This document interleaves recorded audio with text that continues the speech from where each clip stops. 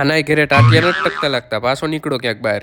જય માતાજી મિત્રો, આવી ગયા છે પાછો નવો મિની બ્લોગ લઈને. જવાનું હોય ક્યાંય કઈ કહેવાનું થતું નથી. લીધી નથી બસની ટિકિટ તોય મળી ગઈ ડ્રાઈવરની બાજુવાળી સીટ. હજી તો બસ થોડીક હાલી ને એટલામાં તો ટોલ નાખવા આવી ગયું. નક્કી કરી લીધું લાગે લુખા કરવાના હે. બંધ કરો હાથ જોડ કે મેં. હવે આ રોડ કેદી બંધ છે? 3 વર્ષ તો કાઢી નાખ્યા આમ નામ.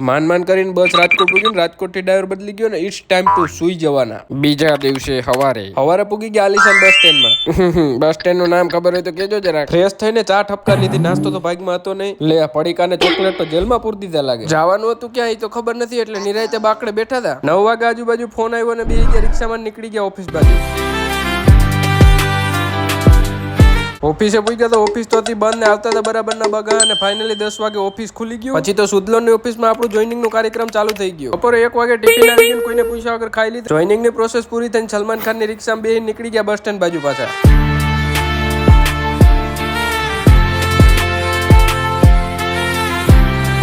જવાનું હતું નખત્રાણા એટલે વેટિંગ રૂમ માં બસ ની રાહ જોઈ લીધી. વાલ્લા હબીબી ઇધર ક્યાં કરતી? ખાલી 2 હાથ મૂકા માણા ક્યાં ગયો? બસ માં આરામથી બે નીકળી ગયા નખત્રાણા બાજુ ને ફાઇનલી આવી ગયું નખત્રાણા ને કૌશિકભાઈ તેડવા આવી ગયા હતા આપણને. આખો દી રખડે ને હાશ ગેસ્ટ હાઉસ આવી ગયું. જોવે છો હું ડોફા તને જ કહું લાઈક ફોલો કરતો જાગે.